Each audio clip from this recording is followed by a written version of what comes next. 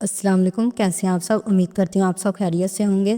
جی تو آپ سن رہے ہیں نمرہ احمد کا ناول حالم۔ اب تک چیپٹر 1 میں کیا ہو چکا ہے یہ آپ پچھلے پارٹس میں جا کے سن سکتے ہیں۔ آج ہم سٹارٹ کرنے چاہ رہے ہیں اس ناول کا چیپٹر 2 غائر غزال۔ تو چلیے بنا کسی دیری کے سٹارٹ کرتے ہیں۔ اس نے خواب میں دیکھا کہ سنہرے بالوں والی لڑکی 2 دریاؤں کے سنگم پہ کھڑی ہے۔ بارش اسی طرح برس رہی ہے۔ سرخ پروں والا پرندہ سامنے کھڑے شخص کے سر پہ چکر کاٹ رہا ہے۔ وہ شخص جو بارش میں بھیگتا جا رہا ہے اور ٹائی نوچ کے پھینک چکا ہے، اور اب وہ ہاتھ میں کیچڑ سے لتھڑی چابی لیے اسے دیکھ رہا ہے۔ پھر وہ ہاتھ پیچھے کر لیتا ہے اور چابی اپنی جیب میں ڈال لیتا ہے۔ وہ گردن اٹھا کے دیکھتی ہے تو نیلی آنکھوں والا سرخ سنہرا پرندہ فاتح کے سر سے گزر کے بائیں طرف آ رہا ہے۔ وہ چونک کے بائیں جانب دیکھتی ہے تو وہاں ایک نوجوان کھڑا ہے۔ اس کا کوٹ اور شرٹ بھی بارش میں بھیگ گئی ہے۔ وہ تالیہ کو دیکھ رہا ہے اور تالیہ اوپر پرندے کو۔ پرندہ فضا میں چند لمحے نوجوان کے سر کے اوپر ٹھہرتا ہے، پھر تالیہ کی طرف آتا ہے۔ تالیہ کے سر کے اوپر وہ گردن پوری اٹھا کے آسمان کو دیکھتی ہے۔ ہما اس کے سر سے کئی فیٹ اوپر اپنے پر پھیلائے گزر جاتا ہے، اس کے سر کے اوپر سے، عین اوپر سے۔ میرے ساتھ رہو، تمہیں میری ضرورت ہے اور مجھے تمہاری۔ وہ آواز پہ چونکتی ہے۔ سامنے کھڑا بارش میں بھیگا فاتح اسے پکار رہا ہے۔ وہ بدک کے پیچھے ہٹتی ہے، مڑتی ہے اور دوڑنے لگتی ہے، مگر ایک پھندا سا اس کے ٹخنے میں جا پڑتا ہے، رسی کا پھندا۔ تالیہ لپٹ کے گرتی ہے۔ اس کے لباس اور چہرے پہ کیچڑ لگ جاتا ہے۔ ہتھیلیوں کے بل اٹھتے ہوئے وہ مڑتی ہے تو ایک دوسرا پھندا اس کی گردن میں آ پڑتا ہے۔ وہ بروقت کھڑی ہوتی ہے۔ اپنی جگہ کھڑے فاتح کی گردن میں بھی ایسا ہی پھندا ہے۔ وہ ہراساں نظروں سے بائیں جانب دیکھتی ہے تو نوجوان گھٹنوں کے بل گرا پڑا ہے اور اس کی گردن بھی رسی سے کسی ہوئی ہے۔ تالیہ، داتن نے اس کا کندھا ہلایا تو اس نے چونک کے آنکھیں کھولیں۔ وہ روشنیوں میں نہائے لونج کے صوفے پہ پیر اوپر کر کے بیٹھی تھی۔ خواب فضا میں تحلیل ہو چکا تھا اور وہ حال میں واپس آ چکی تھی۔ تالیہ نے گہری سانس لے کر چہرے سے سیاہ بال ہٹائے اور جوڑے میں لپیٹے۔ میں چائے بنانے کیا گئی، تم تو غافل سو ہی گئی۔ داتن گرما گرم چائے کا کپ لیے سامنے آ بیٹھی اور قدرے تفکر سے اسے دیکھا۔ حالم اتنی آسانی سے غافل نہیں ہوتا بدصورت مرغی۔ وہ آواز کو باری بنا کے گرائی تو داتن کی ساری فکر مندی ہوا ہوئی۔ اس کی جگہ ترہم اور افسوس نے لے لی۔ ایک تحقیق کے مطابق کسی سیلیبریٹی کو حقیقت میں دیکھ لینے کے 24 گھنٹے بعد تک دماغ معاف رہتا ہے اور انسان بغیر دماغ کے گھومتا پھرتا ہے۔ اس لیے خیر ہے بچے، میں تمہارا درد سمجھ سکتی ہوں۔ اس نے باری ہاتھ سے تالیہ کے کندھے کو تھپکا تو تالیہ کے ماتھے پہ بل پڑے۔ زیادہ اول فول نہ بولو، میں فین مومنٹ سے نکل آئی ہوں اور میں کوئی سو نہیں رہی تھی، میں اس کا خواب دیکھ رہی تھی۔ اف، وہ مجھے بار بار خوابوں میں کیوں نظر آنے لگا ہے؟ چہرے پہ سادہ تاثرات سجاتے ہوئے اس نے کشن اٹھا کے گود میں رکھا اور ہتھیلیوں پہ تھوڑی گرا کے دور چھت کو دیکھنے لگی۔ ہماری ملاقات تو کوالالمپور میں ہو گئی نا، گدلے پانیوں کے سنگم پہ۔ پھر وہی خواب، وہی ویژن دوبارہ کیوں نظر آ رہا ہے مجھے داتن؟ اب کی دفعہ کیا دیکھا؟ وہ اطمینان سے گھونٹ گھونٹ چائے پیتے ہوئے پوچھنے لگی۔ آج تو وہ ہما میرے سر پہ بھی تھا، پھر کسی نے میری گردن میں پھندا ڈال دیا۔ مجھے لگتا ہے میں پہلے وزیر اعظم بنوں گی، پھر پھانسی چڑھوں گی۔ اوہو، داتن نے غصیلی شکل بنا کے اسے دیکھا۔ کیا فضول بولے جاتی ہو، عقل سے کام لو۔ عقل، دماغ، دل سب ساتھ چھوڑ گئے میرا داتن بتوکا۔ اس نے پھر سے چھت کو دیکھتے ہوئے آہ بھر کے کہا۔ میں نے فاتح رامزل کو اصل میں دیکھ لیا، میں نے اسے جوس پیش کیا۔ اس نے گلاس اٹھاتے ہوئے میری طرف دیکھا۔ وہ مسکرایا اور نرمی سے بولا، شکریہ تالیہ، تم بہت اچھی ہو۔ داتن کی آنکھیں حیرت سے پھٹ گئیں۔ اس نے واقعی تمہیں یہ کہا؟ ہاں، وہ تو پہلی ہی ملاقات میں مجھ سے متاثر لگتا تھا۔ وہ ٹھٹائی سے کندھے کرا کے بولی۔ داتن نے ستائش سے آبرو چکائے۔ خیر اب بتاؤ، اس کے گھر چوری کیسے کرنی ہے، کیا پلان ہے؟ حالم کے پاس ہمیشہ پلانز ہوتے ہیں، پلان نہیں پلانز۔ وہ زور دے کر بولی۔ پلان اے، بی اور سی، اگر اے فیل ہو جائے تو سی پہ آ جائیں گے، وہ کام نہ کرے تو ڈی سوچ لوں گی، اور بیچارہ بی کیوں نہیں؟ تالیہ کے پلانز ہیں، تالیہ کی مرضی۔ وہ کندھے اچکا کے بے نیازی سے بولی اور پھر سے سر صوفے کی پوچھ سے ٹکا کے خلا میں دیکھنے لگی۔ وہ 50 کا ہونے والا ہے مگر کتنا ینگ لگتا ہے۔ جب وہ مسکراتا ہے تو اس کا ڈمپل پڑتا ہے۔ تم نے کبھی نوٹ کیا؟ تم 28 سال کی ہو، وہ 48 کا۔ تمہیں اس کے بارے میں نہیں سوچنا چاہیے۔ داتن اسی سنجیدگی سے بولی۔ اگر کسی کو اس کے بارے میں سوچنا چاہیے تو وہ میں ہوں۔ تالیہ کو جیسے کرنٹ لگا۔ بلبلا کے اس نے گردن موڑی اور موٹی کالی عورت کو سر سے پیر تک دیکھا۔ تم داتن؟ وہ حیرت اور صدمے سے گھرا بھی نہ سکی۔ ہاں، آخر وہ میری عمر کے قریب ہے۔ داتن اب کے سادگی سے مسکرائی۔ تالیہ نے غصے سے ہونٹ بھینچ لیے۔ اور وہ تمہیں کیوں پسند کرے گا؟ کیونکہ عشق اندھا ہوتا ہے۔ اندھا ضرور ہوتا ہے مگر کلر بلائنڈ نہیں۔ وہ جل کے بولی تو داتن نے ساتھ رکھا کشن اٹھایا اور کھینچ کے اسے دے مارا۔ اس نے دونوں بازو آگے کر لیے تو وہ ان سے ٹکرا کے نیچے گر گیا۔ خیر، داتن نے خفقی سے چائے کا گھونٹ بھرا اور شانے اچکائے۔ ماڈرن سائنس نے گورا ہونے کے انجیکشن بنا لیے ہیں، پتلے ہونے کے پھر بھی نہیں بنائے۔ وہ اب کے مسکراہٹ دبا کے بولی۔ داتن نے ہاتھ جلا کے جیسے اس کی بات ہوا میں اڑائی۔ زیادہ خواب مت دیکھو اس کے، وہ تمہارے باپ کی عمر کا ہے۔ ارے ہاں، وہ ٹھہری، آنکھیں چمکی۔ اس کی بیٹی آریانہ بھی تو کھوئی تھی نا، یا مر گئی تھی، مگر لاش نہیں ملی تھی۔ ہم نے سکہ چرانے اس کے گھر داخل ہی ہونا ہے نا، کیوں نہ تم آریانہ بن کے چلی جاؤ؟ تالیہ نے افسوس سے اسے دیکھتے گردن دائیں بائیں ہلائی۔ آریانہ 6 سال پہلے کھوئی تھی جب وہ 7 سال کی تھی۔ اب اگر وہ زندہ بھی ہو تو 13 سال کی بچی ہوگی اور میں 28 سال کی ہوں۔ تم آریانہ کی کوئی دوست یا ٹیچر بن کے بھی جا سکتی ہو نا۔ اپنی دبلی پتلی عقل پہ اتنا زور نہ دو اور پلاننگ کا کام مجھ پہ چھوڑ دو۔ اور اگر اپنی چابی چرانے کے لیے مجھے فاتح رامزل سے ملنا ہی پڑا تو میں اس کی بیٹی بن کے نہیں جانے والی۔ پھر اس نے مسکرا کے چھت کو دیکھا اور جیسے خواب بنے۔ میں تو ایسی سچویشن بناؤں گی جس میں اس کو مجھ سے پہلی نظر کی محبت ہو جائے۔ ابھی تو تم کہہ رہی تھی کہ تم اس سے ملی تھی اور اس نے تمہاری تعریف بھی کی تھی، جیسے تمہیں تو معلوم ہی نہیں کہ میں جھوٹ بول رہی تھی۔ وہ اسی ٹھٹائی سے ترنت بولی، پھر صوفے سے اتری اور پیروں میں سلیپرز گھسیٹے۔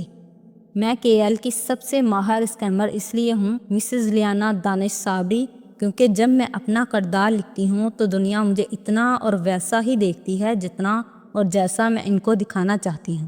میں نے اب تک بہت سے رول کیے ہیں مگر یہ رول سب سے دلچسپ ہوگا۔ فاتح اور میرے راستے کہیں نہ کہیں جا کے ملتے ہی ہیں۔ ہماری قسمت ایک دوسرے کے ساتھ جڑی ہے اور میرے خواب کے مطابق ہم تینوں کے سروں پہ ہمہ پرندہ تھا اور پھر ہم تینوں کی گردن میں پھندے تھے۔ اچھا یا برا، اس اسکیم کا انجام بہت دلچسپ ہوگا موٹی مرغی، وہ عزم سے کہتی مسکرا کے آگے بڑھنے لگی تو داتن نے کپ نیچے کیا اور چونک کے سے پکارا، تینوں؟ تیسرا کون؟ اس سوال پہ وہ بھی ٹھٹکی، جیسے حیرت سے سوچا ہو۔ ارے ہاں، اس دفعہ جب وہ منظر ذرا آگے چلا تو اس میں ایک تیسرا شخص بھی تھا۔ کون؟ موٹی جوش سے آگے ہوئی۔ تالیہ نے انگلی ٹھوڈی پہ رکھ کے آنکھیں اوپر کیے ذرا سا سوچا۔ میں نے اسے کہیں دیکھ رکھا ہے۔ تالیہ کو کبھی کچھ نہیں بولتا مگر اس نے آنکھیں بند کی۔ وہ نوجوان کون تھا؟ یاد نہیں آ رہا۔ یاد کرنے میں ناکام ہوئی تو سر جھٹک کے سیڑھیوں کی طرف بڑھ گئی۔ گڈ نائٹ داتن بتوکا، صبح ملتے ہیں۔ کوشش کرنا کہ میری نیند کے دورانیے میں تم میری فریج کی ایسے ہی حفاظت کرو جیسے میرے رازوں کی کرتی ہو۔ فکر ہی نہ کرو۔ وہ چپتی نگاہوں سے اسے دیکھتے ہوئے اونچا سا بولی تھی۔ تالیہ سیڑھیاں چڑھتی گئی تو اس نے جلدی سے کپ رکھا اور موبائل نکال کے اسکرین روشن کی، پھر گردن اٹھا کے احتیاط سے دیکھا۔ تالیہ اب باہر نہیں آنے والی تھی۔ داتن مسکرائی اور جلدی سے گوگل ٹیب میں ٹائپ کرنے لگی، پتلا ہونے کے لیے سرجری، اور فاتحانہ مسکراہٹ کے ساتھ گو بٹن دبا دیا۔ چند گھنٹے پیچھے واپس چلتے ہیں۔ تنگو کامل کے ڈرائنگ روم سے مہمان نکل کے راہداری میں آئے کھڑے تھے، جہاں کم عمر علی بن کامل نے فاتح رامزل کو شیشے کی ڈبیاں میں سجا سکہ پیش کیا تھا۔ ویسے یہ اوریجنل نہیں ہے۔ اوریجنل میں ایک طرف نصر من الدنیا والدین لکھا ہوتا ہے، مگر آئی لائک اٹ۔ سچائی سے تبصرہ کیا تو میزبان ایک دم شرمندہ ہو گئے، مگر وہ آدمی اتنا بے پرواہ، اتنا بے نیاز تھا کہ اسے ان کے تاثرات سے فرق نہیں پڑتا تھا، اور اس کی بات کو کوئی برا نہیں مانتا تھا، نہ مان سکتا تھا۔ وہ ملے قوم کو بہت محبوب تھا۔ ایک ہی فکرے میں اس نے ایمانداری سے پسندگی کا اظہار بھی کر دیا۔ پھر ذرا ٹھہرا۔ اسرا، یہ تمہارے بریسلیٹ کی طرح نہیں لگتا جو تمہیں ایش نے دیا تھا، ہے نا؟ مسکرا کے کہتے ہوئے اس نے باکس پیچھے کھڑے اپنے باڈی مین کی طرف بڑھا دیا۔ وہ آگے بڑھ گیا اور باڈی مین سکہ جیب میں ڈالتا آگے بڑھنے کو تھا کہ ٹھہرا۔ یوں ہی گردن موڑی، نظر دور پیچھے کچن کی چوکھٹ پہ کھڑی ملازمہ پہ پڑی۔ یہاں واضح روشنی تھی، تیز سفید لائٹس، اندر ذرا فینسی لائٹس تھیں، اس لیے آتے جاتے ملازموں کی شکلوں پہ وہ غور نہیں کر سکا تھا، مگر یہاں وہ سفید روشنیوں میں نہائی کھڑی شل سی سوگوار سی اس سکے کو دیکھ رہی تھی جسے باڈی مین جیب میں ڈال رہا تھا۔ اس نے ایک نظر اس کی آنکھوں کو دیکھا اور پھر مڑ گیا۔ باہر آیا تو گاڑیوں کے دروازے بند ہو رہے تھے۔ دعا سلامت الوداعی کلمات۔ وہ اپنے نئے کوٹ اور ٹائی کو لاشعوری طور پہ درست کرتا اس سیاہ کار تک آیا جس کی پچھلی نشست پہ فاتح رامزل اور اس کی بیوی بیٹھ چکے تھے۔ ڈرائیور نے اسٹیئرنگ سنبھالا اور باڈی مین فرنٹ سیٹ پہ مستعد سا بیٹھ گیا۔ کار چل پڑی۔ اس نے بیک ویو میرر پہ نگاہ دہرائی۔ پیچھے بیٹھا فاتح رامزل جیب سے اینک نکال کے آنکھوں پہ ٹکا رہا تھا۔ پھر اس نے اسی جیب سے سیل فون نکالا اور اسکرین روشن کر کے دیکھنے لگا۔ باڈی مین نے ہاتھ بڑھا کے شیشہ ذرا سا ترچھا کیا تاکہ دونوں میاں بیوی دکھائی دے۔ ڈرائیور نے ایک نظر اس پہ ڈالی مگر ٹوکا نہیں اور ڈرائیونگ کرتا رہا۔ اب شیشے میں وہ دونوں نظر آ رہے تھے۔ اسرا گردن موڑے کھڑکی کے باہر بھاگتے درختوں کو دیکھ رہی تھی۔ دونوں ہاتھ گھٹنوں پہ اوپر نیچے رکھے ہوئے تھے اور ایک کلائی میں طلائی بریسلیٹ دکھائی دے رہا تھا۔ تمہیں ان کے اینٹیک تحفے کے بارے میں ایسے نہیں کہنا چاہیے تھا فاتح، علی کو برا لگا ہوگا۔ علی کون؟ وہ اسکرین انگلی سے نیچے کرتے مصروف سا بولا تھا۔ اسرا نے چہرہ موڑ کے مذمتی نگاہوں سے اسے دیکھا۔ شیلا کا بیٹا؟ اچھا، اس کا نام علی ہے؟ اس نے سر کو خم دیا اور سیل پہ ای میلز نیچے کرتا گیا۔ باڈی مین بار بار آئینے پہ نظر ڈالتا پھر ونڈو اسکرین کے پار دیکھنے لگتا۔ وہ ملک کا سب سے محبوب کپل تھا، ان کو بار بار دیکھ کے بھی دل نہیں بھرتا تھا۔ تم نے استعفیٰ والی بات کا جواب نہیں دیا۔ ہم یہ فیصلہ کر چکے تھے کہ تم ریزائن دو گے اور ہم امریکہ واپس چلے جائیں گے۔ فاتح نے جواب نہیں دیا۔ وہ اسکرین کو انگلی سے دباتا ٹائپ کر رہا تھا۔ اسرا چند لمحے کے لیے خاموش ہوئی۔ سرخ بوڑھے بالوں والی وہ خوبصورت عورت تھی، دبلی پتلی سمارٹ سی، ماتھے پہ کٹے بال گرتے تھے اور باقی بالوں کو آدھا باندھا رکھا تھا۔ گردن میں موتیوں کا نیکلس تھا اور بوڑھی آنکھوں میں تلخی سی تھی۔ تمہاری انہی باتوں کی وجہ سے بہت سی لابیز ہمیں چھوڑ چکی ہیں۔ اپنے کرزما اور فین موومنٹ سے باہر نکل کے دیکھو تو تمہارا کوئی سیاسی مستقبل نہیں ہے۔ باریسن نیشنل کا چیئرمین منتخب ہونے کے لیے تمہیں فنڈز چاہیے جو ہمارے پاس نہیں ہیں۔ پہلے پارٹی الیکشن پھر جنرل الیکشن، ہم کچھ بھی افورڈ نہیں کر سکتے۔ میرا بزنس پہلے ہی عشر کے فرضوں تلے تباہ ہے، میں مزید قرضے نہیں لے سکتی۔ تم نے آج تک سیاست سے کچھ نہیں بنایا اور میں اس کی قدر کرتی ہوں، مگر اب میں مزید تمہیں ایک کھوکھلے خواب کے پیچھے پیسہ اور محنت لٹاتے نہیں دیکھ سکتی۔ وہ اب کے نرمی سے کہہ رہی تھی۔ وہ جواب دیے بنا موبائل کی طرف متوجہ رہا۔ ہمارے ساتھ کوئی لابی، کوئی سیاسی اتحاد نہیں ہے۔ اگر کوئی پارٹی کا صدر بننے کے لیے الیکشن میں کھڑا ہو سکتا ہے تو وہ تم نہیں ہو فاتح۔ تمہارے ٹویٹس فالوورز کے علاوہ ہمارے ساتھ کوئی نہیں کھڑا۔ وہ عشر ہے، ایش نوجوان ہے، ملے ضیاء، ملیشیا کا جسٹن ٹروڈو۔ اس کے پاس پیسہ ہے، اس کے ساتھ سیاسی حلیف کھڑے ہیں، وہ ممبر پارلیمنٹ ہے اور محنت کر کے اس مقام پہ آیا ہے۔ میں اس لیے نہیں کہہ رہی کہ وہ میرا بھائی ہے، بلکہ وہ نوجوان نسل کا نیا لیڈر ہے۔ اس کی کیمپین میں زیادہ چارم ہے۔ تم ایک زمانے میں بہت پاپولر تھے اور خدا کا شکر ہے کہ اب بھی ہو، مگر تمہارے غیر سیاسی فیصلوں نے تمہارا چارم کم کر دیا ہے، تمہارے ووٹ کم ہو گئے ہیں۔ بہتر ہے کہ ہم عزت سے اس مونوپلی سے نکل آئیں اور اپنا بڑھاپا امریکہ میں آرام سے گزاریں۔ تمہیں میں نے کہا تھا کہ اگلے ماہ جب ایش باقاعدہ پارٹی چیئرمین کے انتخاب کا اعلان کرے گا تو تم اس کو انڈورس کرو گے اور اس کے حق میں دستبردار ہو جاؤ گے۔ تمہارا ووٹ بینک ایش کے حق میں چلا جائے گا اور یوں یہ ایک بہترین ہیپی اینڈنگ ہوگی۔ ایش ملیشیا کا اگلا وزیر اعظم ہے۔ تم اس نوشتہ دیوار کو جتنی جلدی ہو سکے پڑھ لو فاتح، اور اس طرح خاموش نہ رہو جیسے میں یہ اپنی گیلری کے لیے کر رہی ہوں۔ میں یہ ہم دونوں اور ہمارے بچوں کے لیے کر رہی ہوں۔ فاتح نے سیل فون اسکرین بجائی اور اینک اتار کے فولڈ کی، پھر دونوں چیزوں کو کوٹ کے اندرونی جیب میں ڈالا۔ چہرے پہ مسکراہٹ سجائے کھڑکی سے باہر آنکھیں جمائے کہنے لگا، ملیشیا کے دوسرے بچوں کی طرح مجھے بھی بچپن میں سب سے زیادہ ملے ادب کی جو کہانیاں پسند تھیں وہ ننھے غزال کی تھی۔ ننھا چلاک ہرن موسٹائر، یہ ایک دم کٹا چوہے کی شکل والا ہرن ہوتا ہے جو قریباً کتے جتنا ہوتا ہے۔ وہ چھوٹا سا تھا مگر جانوروں میں اس جیسا کون آرٹسٹ دوسرا کوئی نہ ہوگا، بہت عیار تھا وہ۔ ننھا کنچل ہرن، کنچل اسٹوریز کی ابتدائی داستانوں میں وہ دھوکے باز، چور اور چرب زبان ہرن تھا۔ بعد میں وہ اچھا ہوتا گیا تھا، مگر مجھے وہ کہانی بہت پسند ہے۔ جب اس کو دریا پار کرنا تھا اور سامنے ایک مگرمچھ بیٹھا تھا تو ننھے ہرن نے مگرمچھ سے کہا کہ بادشاہ نے مگرمچھوں کی دعوت کی ہے اور اس کو یہ ذمہ داری سونپی ہے کہ وہ مگرمچھوں کی تعداد گن کے بتائے تاکہ اسی حساب سے کھانا پکوایا جائے۔ اس لیے سب مگرمچھ لائن میں کھڑے ہو جائیں۔ وہ کھڑکی سے باہر روشن عمارتوں کو بھاگتے دیکھ کر محظوظ سا بتا رہا تھا۔ سب سانس روکے اس کو سن رہے تھے۔ ایڈم کے کان پوری طرح کھڑے تھے۔ پھر کیا تھا؟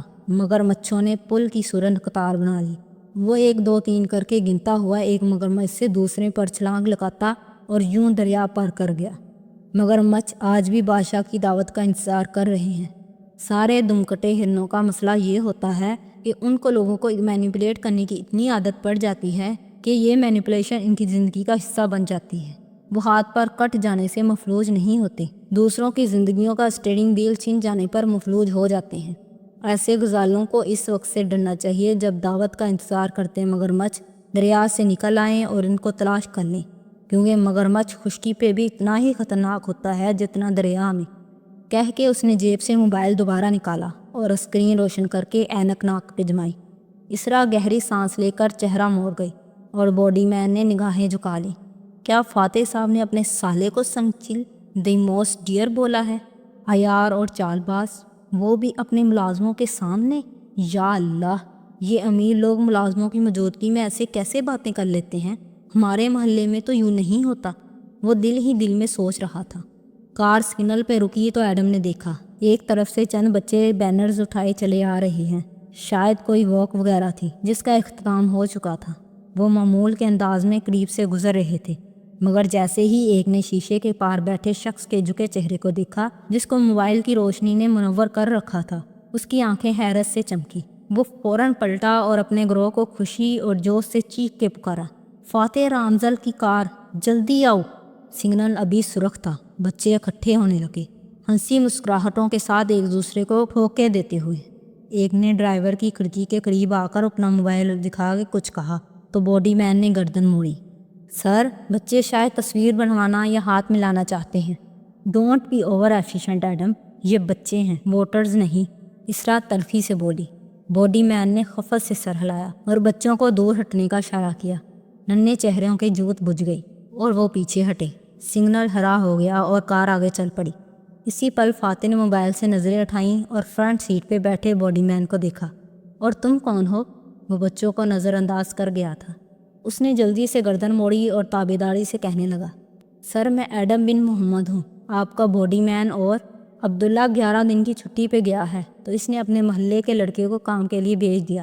مجھے اس کی شکل پہ ترس آ گیا اس لیے اسے رکھ لیا۔ ایڈم نام ہے اس کا، اسرا بیزاری سے بتانے لگی۔ آتے وقت یہ دوسری کار میں تھا۔ میں نے کہا اب یہ آیا ہی ہے تو کام تو پورا کرے۔ ملیشیا میں آدم نام کو ایڈم رکھا اور بلایا جاتا ہے اور یہ مسلمانوں میں عام ہے۔ سگنل کھل گیا اور ڈرائیور نے کار آگے بڑھا دی۔ فاتح نے پھر سے موبائل دیکھتے ہوئے باری روبدار آواز میں پوچھا، کیا کرتے ہو ایڈم؟ ایڈم کا چہرہ اتنی توجہ پہ تمتمانے لگا۔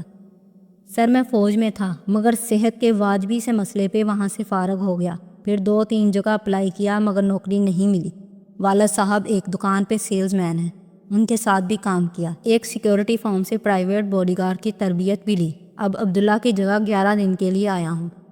اور تم کیا باڈی گارڈز والا لباس پہن کر آ گئے ہو؟ اسنا نے پیچھے سے برہمی سے ٹوکا۔ تم فاتح صاحب کے باڈی گارڈ نہیں، باڈی مین ہو، اور ان دونوں میں بہت فرق ہوتا ہے۔ آئندہ نہ دیکھوں میں یہ سوٹ اور ٹائی اور یہ پستول، اس کا لائسنس ہے؟ ڈیش بورڈ کی طرف اشارہ کیا۔ جی میم، مجھے لگا مجھے باڈی گارڈ بننا ہے۔ وہ شرمندہ ہو گیا۔ خیر ٹھیک ہے، گن ساتھ لے کر گھوم سکتے ہو مگر حلیہ درست کر کے آنا کل۔ منقوت سے کہتی بات ختم کر کے کھڑکی سے باہر دیکھنے لگی۔ وان فاتح نے موبائل واپس جیب میں ڈالا اور اینک اتارتے ہوئے اسے مخاطب کیا، वोट किसको डाला था तुमने एडम? एडम ने गर्दन मोड़ के इसको देखा और लम्हे भर को चुप रह गया। फीने नकोश और साफ रंगत का वो एक आम सा मिले नौजवान था और सूट टाई इस पे बहुत नए और ओपरे लग रहे थे, जैसे मांग के पहने हो। किसी को नहीं सर, मुझे सियासत से दिलचस्पी नहीं है।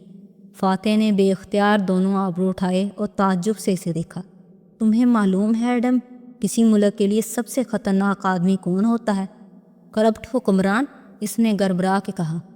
हाँ, मगर इससे भी ज़्यादा सियासी जाहल ख़तरनाक होता है। वो इस पे नज़रें जमाए बारी आवाज़ में अफसोस से कह रहा था। वो सियासी जाहल जो सीना तान के कहता है कि उसे सियासत से दिलचस्पी नहीं, बल्कि इसे तो सियासत से नफ़रत है। ऐसा आदमी ना कुछ देखता है, ना सुनता है, ना करता है। उसको ये मालूम नहीं होता कि सियासत पॉलिटिक्स बनाने का नाम है और आटे, दाल, चावल, दवाओं और मोबाइल क्रेडिट की कीमत से लेकर हर चीज़ का तयन सियासतदान करते हैं। और अगर सियासी जाहल अपनी राय नहीं रखेगा, सियासत में वोट और सपोर्ट के ज़रिए हिस्सा नहीं लेगा, तो वो करप्ट हुक्मरानों को मजबूत करेगा और सड़कों पे बेहाल फिरते लोगों, चोर डाकुओं, गरीबों, सबका जिम्मेदार वो होगा। मुझे ज़्यादा खुशी होती एडम अगर तुम कहते कि तुमने मेरे मुखालिफ को वोट डाला था, क्योंकि तब मुझे लगता कि मैं एक सियासी खोंदा से बात कर रहा हूँ जिसकी कोई सोच है, भले मुझसे मुख्तलिफ हो, मगर कोई नज़रिया, कोई राय कुछ तो है उसके पास। ये इंसान की आज़ाद राय होती है जो हमें एक दूसरे से मुख्तलिफ करती है, वरना हम में और बेर बकरियों में क्या फ़र्क है। आखिर में कंधे उचका के वो खिड़की से बाहर देखने लग गया। एडम पे तो गरों पानी पड़ गया। उसने चेहरा बिल्कुल झुका दिया। दोनों मियाँ बीवी को घर उतार के वो कार से निकला और छुट्टी लेकर बाहर आ गया। आधे घंटे की बस की ख्वारी के बाद वो अपने घर के बाहर खड़ा था। एक मंजिला छोटा सा घर जिसकी छत मखरूती थी और दीवारें लकड़ी की थीं। खिड़कियाँ इस पहर भी रोशन थीं। ज़रूर इसकी माँ जाग रही थी। वो एहतियात से दरवाज़ा खोल के अंदर आया और कोट उतार के स्टैंड पे टांगा। फिर पलटा तो देखा किचन के दरवाजे पे वैसे ही चीनी नकोश वाली औरत खड़ी थी। एडम, तुम आ गए, खाना लाऊं?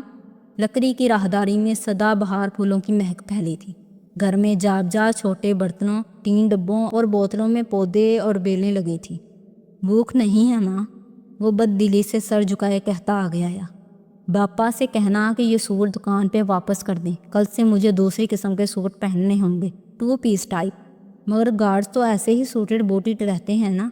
देर उम्र औरत हैरान सी हुई, मगर वो चेहरा लटकाए किचन में दाखिल हुआ और कुर्सी खींच के खामोशी से बैठ गया। अब्दुल्ला ने कहा था मुझे बॉडी मैन बनना है। मैं समझा वो बॉडी गार्ड ही होता है। बॉडी मैन क्या होता है? माँ ने ठंडे से कहते सामने वाली कुर्सी खींची। छोटा सा किचन नफासत से साफ किया गया था और खिड़की पे जालीदार पर्दे लहरा रहे थे। वहाँ भी छोटे छोटे से सरसब्ज पत्तों वाले गमले रखे थे। एडम ने बुझा हुआ चेहरा उठाया और माँ का चेहरा देखा। बॉडी मैन पर्सनल ऐड को कहते हैं माँ, जैसे सेक्रेटरी, असिस्टेंट? नहीं माँ, सियासतदानों के सेक्रेटरी बड़े लोग होते हैं। पॉलिटिकल सेक्रेटरी अलग, पर्सनल सेक्रेटरी अलग। बॉडी गार्ड भी माहर तरबियत याफ्ता कमांडोज होते हैं। मैं सिर्फ बॉडी मैन हूँ, पर्सनल ऐड। जब इन्हें प्यास लगे तो पानी पकड़ाना है, जब वो खाना खाने लगे तो नैपकिन सामने करना है, जब वो दस्तखत करने लगे तो कलम खोल के इनके हाथ में थमाना है।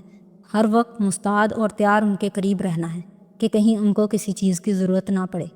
यानी कि नौकर? वो दक से रह गई। नौकर भी फिलिपिनो होते हैं, एजेंसी से कॉन्ट्रैक्ट करके आते हैं माँ। नौकर बेहतर होते हैं, बॉडी मैन तो एक नो बॉडी होता है बस। चंद दिन की ही तो बात है, फिर ख़त्म हो जाएगी ये नौकरी। इसके बाद मैं क्या करूँगा? 2 माह बाद मेरी शादी है और मेरे पास नौकरी तक नहीं है। तुम फातेह रामदल से कहो कि वो तुम्हारी कहीं सिफारिश करा दे। ओ मेरी बोली माँ, एडम ना चाहते हुए भी हंस दिया। वो फातेह रामदल है, वो किसी का कोई काम नहीं करता। इस पे एक दुनिया मरती है, लोग इस पे पैसा लुटाते हैं, उसके एजाज़ में बड़ी बड़ी तकरीबात करते हैं, उसकी पार्टी को फंड्स देते हैं, मगर वो ना किसी से कुछ मांगता है और अगर कोई करोड़ों भी खर्च कर दे तो वो थैंक्स कह के आगे बढ़ जाता है। वो किसी का एहसान रजिस्टर नहीं करता। कहता है मैं किसी को बदला नहीं दे सकता, हम सब बेहतर मलेशिया के लिए काम कर रहे हैं बस। आप फातेह रामदल के लिए जान भी देते हैं तो थैंक्स कह के चला जाएगा। उसके इतने चाहने वाले हैं, उस पर लोग इतना कुछ लुटाने को तैयार हैं कि उसको इन चीज़ों में दिलचस्पी ही नहीं। वो एक अलग तरह का बंदा है। मैं तो उससे क्या सिफारिश करूँगा? वो तो मेरी तरफ बिला ज़रूरत देखेगा भी नहीं। वो बहुत बहुत ऊंचा आदमी है माँ। ایڈم، اس کی ماں نے جھک کے اس کے ہاتھ پہ ہاتھ رکھا اور اس کی بجھی آنکھوں میں دیکھ کے نرمی سے گویا ہوئی۔ اگر وہ اتنا ہی خود غرض آدمی ہوتا تو سارا ملک اس سے محبت کیوں کرتا؟ ایڈم نے پلکیں اٹھائیں۔ ان میں ناسمجھی کی سی کیفیت تھی۔ لوگ فاتح سے محبت اس لیے کرتے ہیں کیونکہ وہ ان کو بے نیاز لگتا ہے۔ وہ امریکہ میں ایک ایماندار اور محنتی پروسیکیوٹر رہا تھا، پھر اپنا کریئر چھوڑ کے وہ قوم کے لیے واپس آیا اور اس نے الیکشن لڑا۔ اپنے حلقے میں اس نے اسکولز بنائے، کالجز بنائے، اس نے لوگوں کے لیے کام کیا اور وہ دن بدن مشہور ہوتا گیا۔ ایسے میں اس کے گرد سارے مفاد پرستوں کا ٹولہ جمع ہو گیا، جن کو امید ہے کہ اگر وہ اس پہ پیسہ خرچ کریں گے تو رامزل حکومت میں آ کر ان کو اونچے عہدوں سے نوازے گا۔ مگر تم یہ دیکھو کہ وہ ان غریب بچوں کے لیے جو اس کو کچھ نہیں دے سکتے، اسکول تو بناتا جاتا ہے مگر امیر دوستوں کو تھینکس کہہ کے آگے بڑھ جاتا ہے، کیونکہ ہر وہ شخص جو فاتح رامزل کے قریب اس سے چپکا ہوا ہے وہ اپنے ذاتی مفاد کے لیے وہاں موجود ہے۔ جیسے شہد کے اوپر مکھیاں چمٹ جاتی ہیں، سب کو اپنا حصہ چاہیے، اسی لیے وہ ایسے لوگوں سے سرد رویہ رکھتا ہے تاکہ ہر ایک کو یہ واضح ہو جائے کہ وہ کسی کے لیے کچھ نہیں کرے گا۔ ایڈم نے سمجھتے ہوئے سر ہلا دیا۔ بات اس کی سمجھ میں آ رہی تھی۔ تم پہلے سے ہی جانتے ہو کہ وہ تمہارے لیے کچھ نہیں کرے گا، تو ایڈم تم اس سے امید نہ لگاؤ۔ کوئی درخواست کرو نہ کسی مفاد کے لیے اس کو اپنے کام سے متاثر کرنے کی کوشش کرو۔ غریب کو بھی مفاد چاہیے، امیر کو بھی مفاد چاہیے، تم ان دونوں کی طرح نہ بنو۔ پھر میں کیا بنوں؟ باڈی مین، وہ سادگی سے مسکرائیں۔ تم اس کے باڈی مین بنے رہو یہ 11 دن، بغیر کسی لالچ، کسی غرض اور کسی لمبی اسکیم کے۔ تم اللہ سے ڈرتے رہو اور یہ سوچو کہ تم نے پوری سچائی، ایمانداری اور وفاداری سے اپنے مالک کی خدمت کرنی ہے۔ اسے غریب دوست بھی مل جائیں گے، امیر دوست بھی، مگر سچائی، ایمانداری اور وفا آج کل ناپید ہوتی جا رہی ہے۔ تم بس یہ 11 دن ان کے ہو کر رہو۔ اس کے لیے جان مارنی پڑے جان مارو، جان لگانی پڑے تو لگا دو۔ اس کی حفاظت کرو، اس کے کام آؤ، اپنی استطاعت سے بڑھ کے اس کی خدمت کرو اور کسی بدلے کی امید نہ رکھو۔ جو تمہارے نصیب میں ہے وہ تمہیں مل جائے گا۔ ٹھیک ہے، ایڈم نے سر ہلایا اور پھیکا سا مسکرایا۔ بات اس کی سمجھ میں آ گئی تھی۔ میں پوری سچائی، ایمانداری اور وفاداری سے اس کی خدمت کروں گا اور بے شک وہ مجھے اس کا بدلہ نہیں دے گا، لیکن اب مجھے اس بات کی پرواہ نہیں ہوگی۔ ایڈم، اس کی روشن آنکھوں میں دیکھتے ہوئے ماں مسکرائی اور اس کے ہاتھ پہ دباؤ بڑھایا۔ صداقت، امانت اور وفا کا بدلہ ہمیشہ ملتا ہے۔ تم دیکھنا کسی کی بے غرض خدمت سے اللہ تمہیں وہ بخت لگائے گا کہ ساری دنیا دیکھے گی۔ ایڈم ہلکا سا ہنس پڑا۔ میری بولی ماں، 11 دن کی ہی تو بات ہے، ان 11 دنوں کی خدمت اسے یاد بھی نہیں رہنی۔ اور پھر گھڑی دیکھتا اٹھ کھڑا ہوا۔ اسے اب سونے جانا تھا۔ ماں بھی ساتھ ہی اٹھ گئی۔ اس وقت ایڈم بن محمد کو نہیں معلوم تھا کہ ان 11 دنوں کے اختتام پہ کون سی بلا اس کا انتظار کر رہی ہے۔ اگر وہ جانتا ہوتا تو فاتح رامزل کی ملازمت تو درکنار، وہ اس شہر، اس ملک کو ہی چھوڑ کے کہیں دور بھاگ جاتا۔ اگلی صبح منہ اندھیرے جو بارش شروع ہوئی تو سورج نکلنے تک KL بیتتا ہی رہا۔ KL میں ہر دوسرے تیسرے روز بارش ہوا کرتی تھی۔ اگر 4-5 دن خشک گزر جائیں تو مسجدوں میں بارش کے لیے دعا کروائی جاتی تھی۔ ملیشیا ایک مسلمان ملک تھا۔ یہاں 60% ملے قوم بستی تھی، جن کی رنگت گندمی اور نقوش بھینے سے تھے۔ یہ مسلمان تھے۔ 30% چائنیز تھے ادھر، جو خوب گورے اور اصلی چینی نقوش کے حامل تھے۔ یہ بدھسٹ ہوتے تھے عموماً، باقی 10% تامل انڈین تھے۔ یوں مختلف ادیان اور ثقافتوں سے مزین یہ رنگا رنگ اور جادوئی سا ملک تھا۔ مسلم اکثریت کے باعث یہاں اسلام کا رنگ نمایاں نظر آتا تھا۔ مسلم عورتیں قابل اعتراض لباس میں نہیں پھرتی تھیں۔ اگر مغربی لباس زیب تن کرتیں تو بھی پورا کرتیں، ورنہ عموماً ملے طرز کا لباس پہنتیں، جو کھلی سی اسکرٹ اور گھٹنوں تک آتی قمیض پہ مشتمل ہوتا تھا۔ خواتین کی ایک بڑی تعداد ترنگ حجاب اوڑھتی تھی اور وہاں مڈل کلاس میں سر ڈھانکنا پسند کیا جاتا تھا۔ یہ خاموش طبع اپنے کام سے کام رکھنے والا ملک ہے۔ یہاں آج سے 600 سال پہلے اسلام آیا تھا۔ تلوار یا جنگوں کے زور پہ نہیں، مسلم تاجر آئے اور یہاں بس گئے، اسلام کا پیغام لائے اور ان کو چلتا پھرتا قرآن بنے دیکھ کے ملے قوم اپنے آپ اسلام لے آئی۔ راجہ مسلمان ہو گیا اور یوں ملاقہ سلطنت کے بادشاہ کو سلطان کہا جانے لگا۔ دیکھتے دیکھتے امن امان سے لوگوں کی اکثریت مسلمان ہو گئی۔ جب 1957 میں ملیشیا نے انگریز سامراج سے آزادی حاصل کی، تب بھی کوئی جنگ و جدل نہیں ہوا۔ بات چیت سے معاہدے ہوئے اور ملیشیا الگ ہو گیا۔ ملیشیا میں بھی پارلیمنٹ اور وزیر اعظم ویسے ہی کام کرتے ہیں جیسے پاکستان میں، مگر ان کا ایک بادشاہ بھی ہوتا ہے جو KL کے ایک محل میں رہتا ہے۔ ہر 5 سال بعد نیا بادشاہ آتا ہے اور اس کی یہاں وہی حیثیت ہے جو پاکستان میں صدر کی۔ کوئی خاص کام کاج نہیں کرتا، بس ایک اعزازی کرسی ہے جس سے وہ لطف اندوز ہوتا ہے۔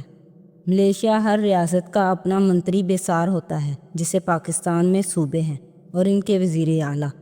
ملیشیا میں سارے وزیروں، وزیر اعلیٰ اور بادشاہ سے بھی زیادہ طاقتور ایک شخص ہوتا ہے، وہ آدمی جس کو پارلیمنٹ منتخب کر کے وزیر اعظم یا پردھان منتری بناتی ہے۔ عموماً یہ ہوتا ہے کہ جس سیاسی جماعت کو زیادہ ووٹ ملتے ہیں، ان کے چیئرمین کو وزیر اعظم بنایا جاتا ہے۔ اس لیے اگر کسی کو ملیشیا کا وزیر اعظم بننا ہے تو پہلے اس کو اپنی سیاسی جماعت کے ہر 5 سال میں ایک دفعہ ہونے والے انٹرا پارٹی الیکشن میں چیئرمین کی کرسی کے لیے انتخاب لڑنا پڑے گا۔ اگر وہ چیئرمین منتخب ہو جائے اور پارٹی پارلیمنٹ میں اکثریت حاصل کر لے تو پارٹی چیئرمین ہی وزیر اعظم بنے گا۔ وہاں پارٹی چیئرمین ہر 5 سال بعد منتخب ہوتے ہیں۔ اولاد کو وراثت میں پارٹی نہیں دی جاتی۔ 90 کی دہائی تک ملیشیا کچرے کا ڈھیر ہوتا تھا، بھوکا، کمزور اور لٹا پٹا ملک جس کو کرپشن کا کینسر کھائے جا رہا تھا۔ پھر ان کو ڈاکٹر ماہر تیربن محمد جیسا لیڈر ملا جس نے یہ ثابت کیا کہ اگر کسی پارٹی کا صرف چیئرمین بھی ایماندار اور بہادر ہو اور نیچے بھلے پوری پارٹی بے ایمان ہو تو بھی وہ ایک شخص سارا ملک بدل سکتا ہے۔ اس ایک آدمی نے ملیشیا کے ادارے مضبوط کیے، عدل و انصاف کا نظام لایا اور ملک کو کرپشن سے پاک کیا۔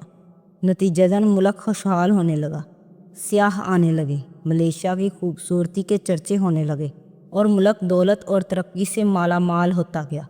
لوگ حکومت سے اتنے خوش تھے کہ بار بار اسی پارٹی کو منتخب کرتے گئے۔ باریسن نیشنل خود کوئی پارٹی نہیں تھی بلکہ بہت سی پارٹیوں کا اتحاد تھی۔ جہاں اس پارٹی نے ملک کو اچھے سے چلایا، وہیں بے بنا سیٹیں ملنے کے باعث اس کی اپوزیشن ختم ہو گئی۔ ضرورت سے زیادہ طاقت ہمیشہ انصار کو خراب کر دیتی ہے۔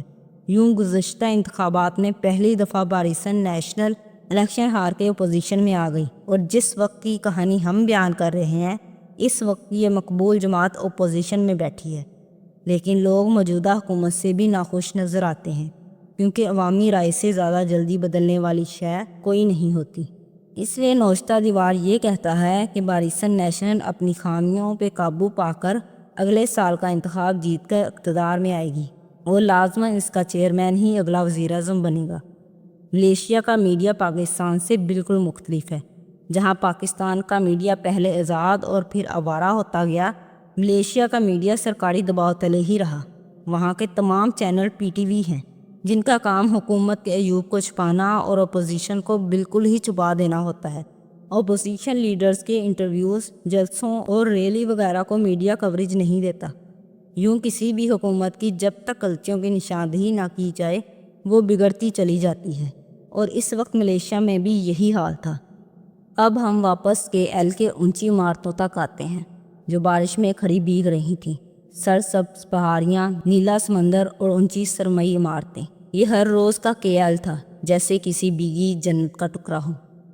دیسا پارک سٹی KL کا وہ علاقہ تھا جو امیر اور اثر و رسوخ رکھنے والے خاندان کا مسکن تھا۔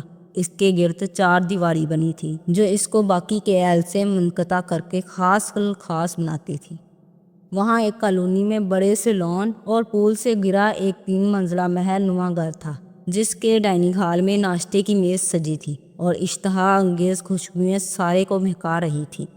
میز پہ چھوٹے چھوٹے برتنوں میں رنگ برنگی اشیاء چنی گئی تھی، مگر سربراہی کرسی پہ بیٹھے فاتح رامدل نے ان پرتکلف اشیاء کو ہاتھ لگانے کی بجائے صرف سوپ کے پیالے پہ اکتفا کیا تھا، جسے پیتے ہوئے وہ ناک پہ اینک جمائے اخبار کھولے مطالعے میں منہمک تھا۔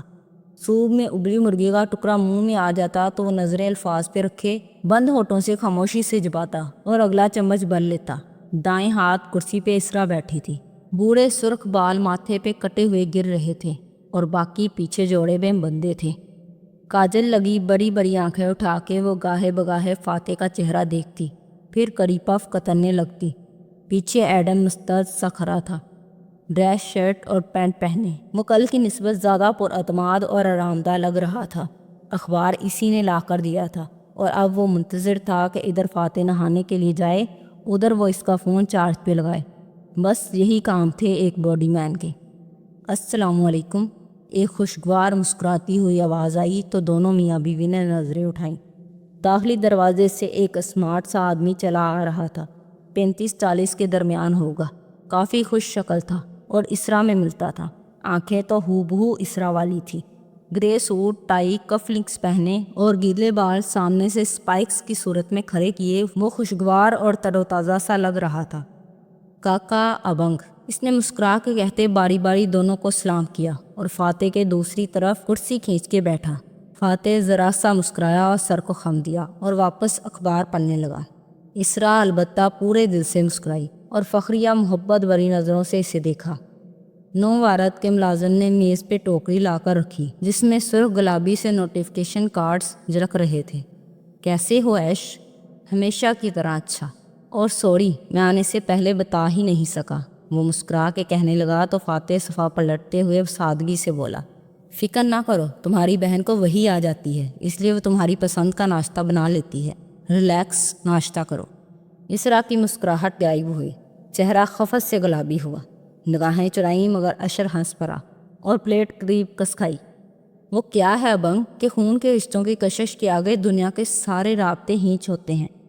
فاتح نے اگلا صفحہ پلٹایا اور گہری سانس لے کر اخبار پہ نظریں جمائے بولا، بہت لوگ دیکھے ہیں ایش، مگر تمہاری طرح کا ڈیٹھ جھوٹا ابھی تک نہیں دیکھا۔ میری خوش قسمتی ہے بھائی، وہ پھر سے ہنس دیا اور پلیٹ میں چاول نکالتے ہوئے ایک نظر اطراف میں ڈالی۔ پیچھے کھڑے ایڈم نے محسوس کیا تھا کہ اس کی نظریں بہت تیز تھیں، عقاب جیسی نہیں، کسی لومڑی کی مانند۔ عبداللہ کہاں گیا؟ فوراً سے تبدیلی محسوس کر کے پوچھا۔ چھٹی پہ کیا ہے، تم سناؤ کیسے آئے؟ اسرا اشیائے طعام اس کے سامنے رکھتے ہوئے موضوع بدلنے لگی۔ میں یہ آپ کے لیے نیلامی کے کارڈز لایا تھا، آپ کے آرٹ پیسز کی نیلامی کی تقریب کے سارے انتظامات مکمل ہو گئے ہیں، آپ کارڈز دیکھ لیں، ابھی میں نے کسی کو بھیجے نہیں ہیں۔ لیٹ نائٹ آئے تو میں صبح سب سے پہلے ادھر ہی چلا آیا، اور ایک تو صبح اس دی مالی ٹائمز ملے میل کے رپورٹرز نے فون پہ فون کرنے شروع کر دیے تھے، پتہ نہیں ان کو کون بتاتا ہے کہ فاتح بھائی چیئرمین کا الیکشن نہیں لڑ رہے، میری رائے پوچھ رہا تھا۔ ابھی تو میں نے پالیسی اسٹیٹمنٹ دی ہے، لیکن سچ پوچھیں تو میں آپ لوگوں کے اس فیصلے سے خوش نہیں ہوں۔ اس کے لہجے میں افسوس تھا۔ فاتح نے اخبار سے نظر تک ہٹانے کا تکلف نہیں کیا، سوپ پیتے ہوئے وہ کالم پڑھتا رہا۔ میں آج جو کچھ بھی ہوں، سیاست میں میرا جو بھی مقام ہے، وہ آپ دونوں بالخصوص فاتح بھائی کی وجہ سے ہے۔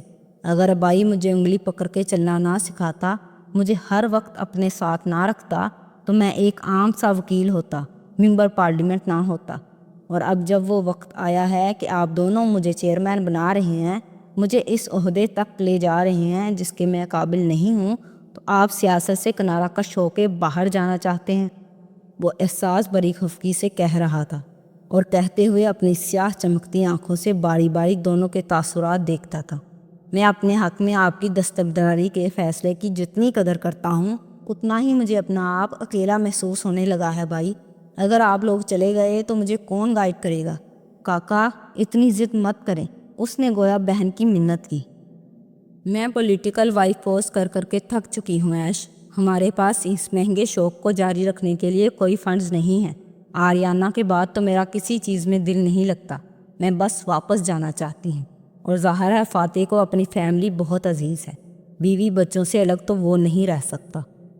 اشن نے خستہ کری پف کا ٹکڑا منہ میں ڈالا اور اسے چباتے ہوئے پرسوچ نظروں سے فاتح کو دیکھا۔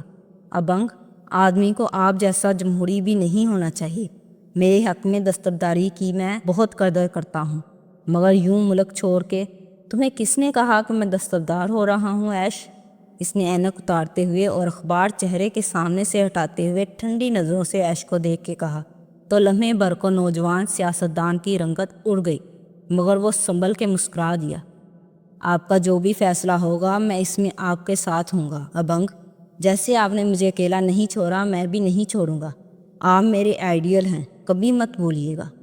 تھینک یو، وہ اخبار تہہ کر کے کرسی دھکیلتا اٹھا اور دروازے کی طرف بڑھ گیا۔ ایڈم نے جلدی سے اس کا سیل اٹھایا اور فاتح کے پیچھے لپکا۔ ذہن میں مسلسل ماں کی باتیں گونجنے لگی تھیں، اسے ان باتوں کے تہ در تہ معنی اب سمجھ آنے لگے تھے۔ ڈائننگ روم خالی ہوا تو اشر آگے کو جھکا اور فکر مندی سے بہن کو دیکھا۔ آپ نے کہا تھا بائی مان گیا ہے۔ ایش، اسنا نے اس کا ہاتھ دبایا اور اس کی آنکھوں میں دیکھتے ہوئے بولی، میں نے تم سے وعدہ کیا تھا کہ اگلے وزیر اعظم تم بنو گے تو تم ہی بنو گے۔ میں فاتح کو مزید سیاست میں خود کو تباہ کرتے نہیں دیکھ سکتی۔ اسی سیاسی کمپین کے دوران اریانہ کو کھویا تھا ہم نے۔ فاتح کے پاس صرف خواب ہیں، پیسے نہیں۔ میں اسے مزید اپنا اور میرا پیسہ اس سیاست میں نہیں جھونکنے دوں گی۔ مگر میں برا فیل کر رہا ہوں، بائی مجھ سے خفا ہے۔ وہ تم سے خفا نہیں ہے۔ اسرا نے ٹوکری سے ایک کارڈ نکالتے ہوئے ہاتھ جلا کے اس کے وہمے کو رد کیا۔ وہ خود سے خفا ہے۔ وہ ناکام ہو چکا ہے اور اس ناکامی کا اعتراف نہیں کرنا چاہتا۔ ویسے تمہیں ان کو ملک چھوڑنے کا نہیں کہنا چاہیے تھا۔ ملیشیا ان کے خون کا حصہ ہے۔ وہ جانچتی پرکھتی نظروں سے بہن کو دیکھتے ہوئے بظاہر سادگی سے بولا تھا، میں اس سے کم پہ راضی نہیں ہو سکتی، سوری۔ پھر کارڈ کھولا تو اس کی بوڑھی آنکھوں میں ستائش ابھری۔ بہت خوبصورت کارڈز ہیں، تھینک یو ایش، تم نے میرے کہے بغیر سارا انتظام اپنے سر لے لیا۔ کیسی باتیں کرتی ہو کاکا، تمہیں باہر سیٹل ہونے کے لیے یہ رقم چاہیے تھی۔ اتنے سالوں سے اتنی بڑی آرٹ گیلری کی مالک رہی ہو، اب اس سارے آرٹ کو فروخت کرنے لگی ہو تو اونے پونے داموں تو نہیں بیچنے دوں گا نا اس سب کو۔ ایک دنیا شریک ہوگی اس میں۔ زبردست، نیلامی کی رقم کا 1/4 چیریٹی میں جائے گا اور اسی چیز کو بنیاد بنا کے ہم اس کی تشہیر کریں گے، وہ جوش سے بتا رہی تھی۔ پھر جیسے یاد آیا، جمعرات کی سپہر وہ کویتی میری گیلری آئیں گے۔ کون سے کویتی؟ تم اور فاتح ایک جیسی ہو، بار بار بھول جاتے ہو۔ میں نے بتایا تھا نا کہ ایک کویتی امیر ہمیں نیلامی کے لیے ایک نادر پینٹنگ کا عطیہ دے رہے ہیں، سپائلم کی پینٹنگ، گائل غزال۔ وہ ایک مشہور آرٹ کلیکٹر ہیں اور جس وقت وہ گیلری آئیں تمہیں وہاں ہونا ہے، لازمی۔ سیاستدانوں کی بیویوں کو لوگ عطیہ صرف سیاستدانوں سے تعلقات بنانے کے لیے دیتے ہیں۔ ان کا کوئی کام وغیرہ ہو تو تم کر دینا۔ فاتح سے تو مجھے امید نہیں ہے، وہ بے رخی سے کہہ کے کارڈ کو دیکھ رہی تھی۔ شیور، مگر پینٹنگ کو کسی ایکسپرٹ سے چیک ضرور کروانا، نقلی نہ نکلے۔ ظاہر ہے کرواؤں گی، ایسے ہی تو نیلامی پہ نہیں رکھ دوں گی نا، میری کریڈیبلٹی کا سوال ہے۔ وہ اب کارڈز واپس ڈال رہی تھی۔ اشر نے ایک نظر کھڑکیوں کو دیکھا جن پہ ٹپ ٹپ قطرے برس رہے تھے اور پھر اٹھ کھڑا ہوا۔ چلتا ہوں کاکا، آج بہت کام ہے۔ اسرا نے چہرہ اٹھا کے محبت بھری نظروں سے اشر کو دیکھا۔ تم شادی کر لو اشر۔ شادی؟ اس نے منہیں اکٹھی کی جیسے اچانک اس ذکر پہ حیرت ہوئی ہو۔ ہاں ایش، کسی اعلیٰ خاندان کی خوبصورت لڑکی سے شادی کر لو۔ ملیشیا کے لوگوں کو کیا اچھا لگتا ہے؟ ان کے لیڈر کی ایک مثالی خوبصورت بیوی اور 2 بچے ہوں، پرفیکٹ فیملی۔ تمہاری ریٹنگز بھی اوپر جائیں گی اور شہرت بھی بڑھے گی۔ وہ تھوڑی کھچاتے ہوئے سوچنے لگا، مگر کاکا اتنی پرفیکٹ لڑکی کہاں ملے گی؟ جیسے تمہارے حلقہ احباب اور دعوتوں کو میں تو جانتی ہی نہیں۔ جاؤ ڈھونڈو کوئی۔ اسرا نے ہاتھ جلا کے اسے ہلکا سا جاڑ دیا اور کارڈز کی طرف متوجہ ہو گئی۔ ایش ہنس دیا، پھر اپنی کالی آنکھوں سے اطراف کا عمیق جائزہ لیا اور دروازے کی طرف بڑھ گیا۔ تو بس آج کے لیے اتنا ہی۔ اگر ویڈیو اچھی لگے تو لائک کیجیے گا، چینل کو سبسکرائب کریں اور بیل آئیکن کے بٹن کو بھی دبا دیجیے گا تاکہ ہر نئی آنے والی ویڈیو کا نوٹیفیکیشن آپ کو مل جائے۔ تو ملتے ہیں بہت جلد نیکسٹ پارٹ کے ساتھ، تب تک کے لیے اللہ حافظ۔